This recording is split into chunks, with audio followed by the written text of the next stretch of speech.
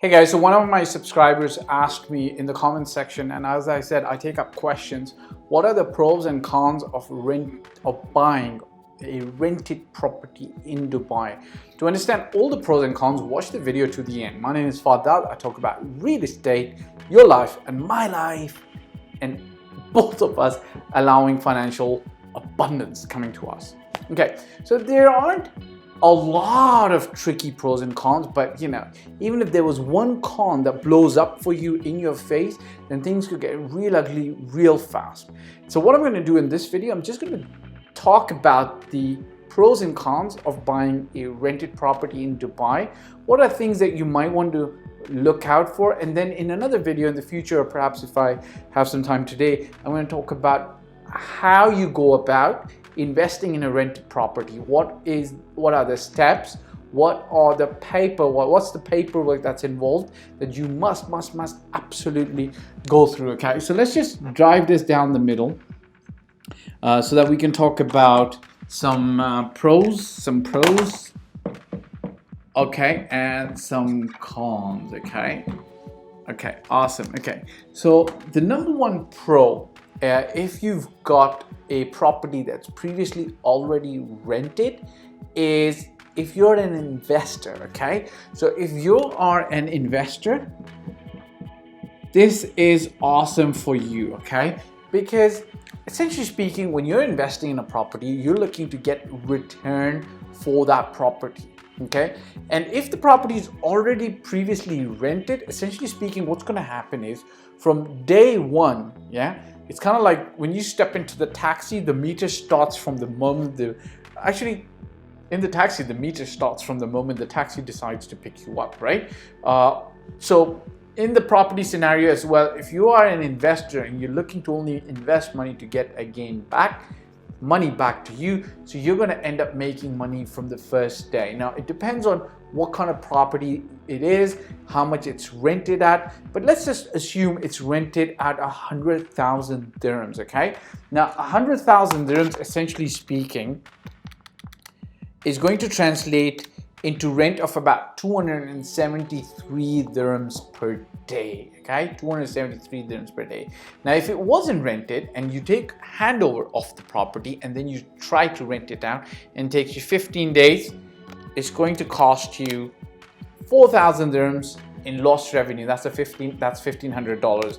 And if it takes you a full month to rent it out, you're losing about $8,200, 8,000 dirhams, which is approximately $2,200. And if it takes you 2 months, it's going to take $4,479, which is going to translate to approximately 16,000 dirhams, right? So that's a loss that you could just avoid by purchasing or investing in a property that's rented.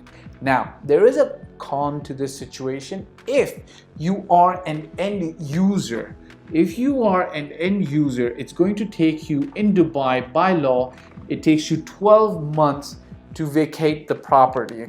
In Dubai, it's going to take you 12 months to get the property vacated if you were looking to if you were looking to move into it, right? Now, generally speaking, if you're buying a property, you should already know this.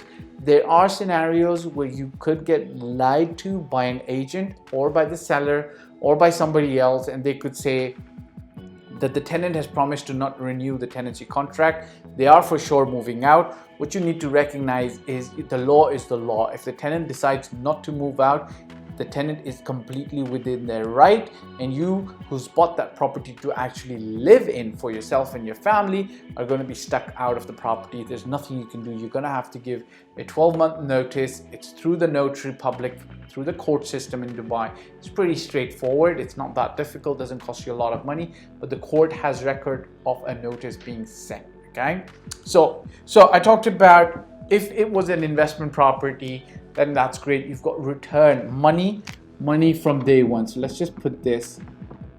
So obviously you could choose to invest in a non-rented property as well, right? So if you are buying a property that's rented and it's for investment, you start getting money from day one. So it's a great thing, right?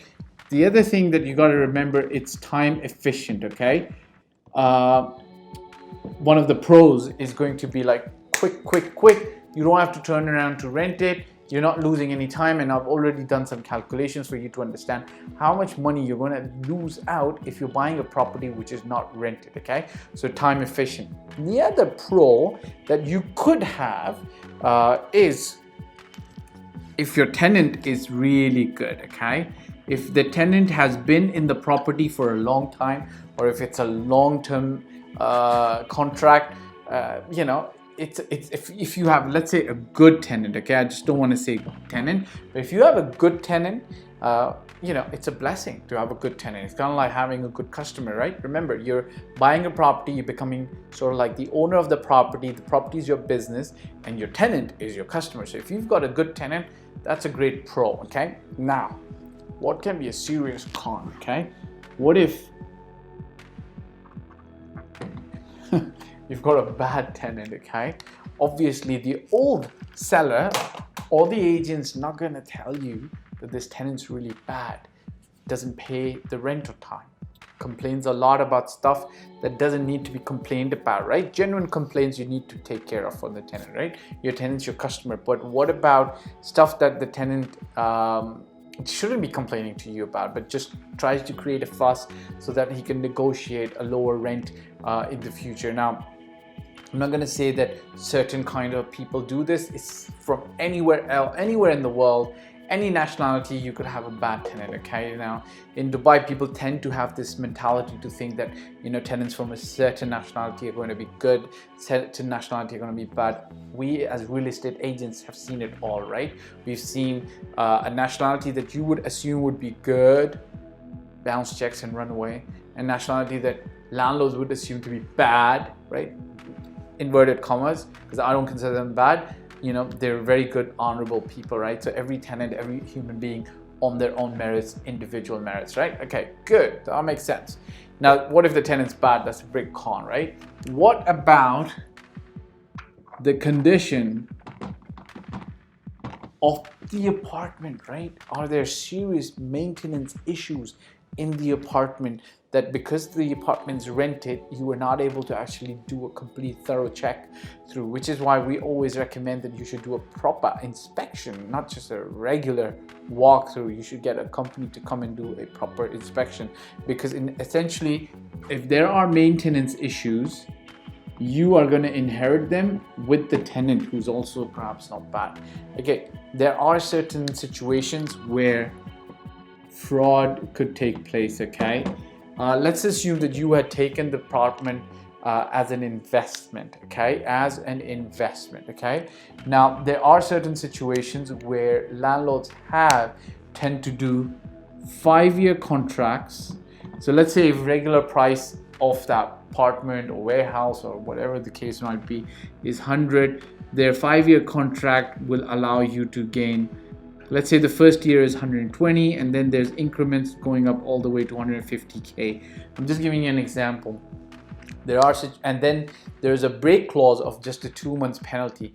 There are situations where landlords or sellers have sold property by jacking up their rent, putting in a friend as a tenant, giving that friend a 2 months break clause or a penalty to get out, and then passing on the apartment to a new landlord, to a new guy who's going to buy it. Sometimes what I've also seen, what people have done in Dubai, it's not a common practice and a lot of people don't do it.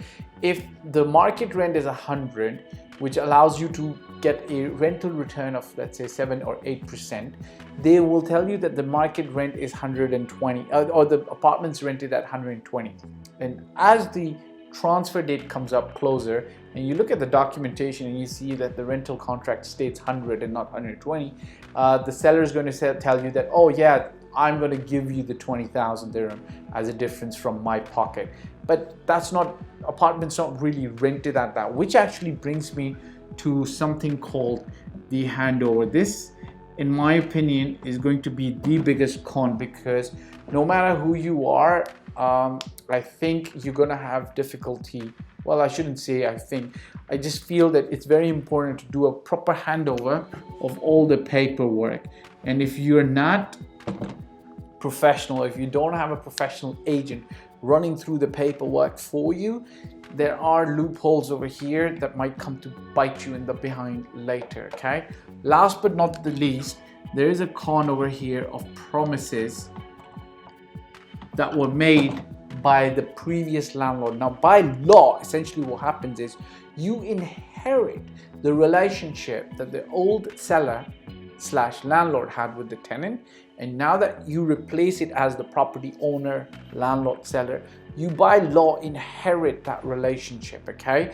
Any promises, written or verbal, made by the old owner, landlord, are enforceable on you. So that's a big con, okay? So if you're buying a rented property, really you should just hire our company to help you with the handover process. We do charge a fee, but you'll be safe. Ciao for now.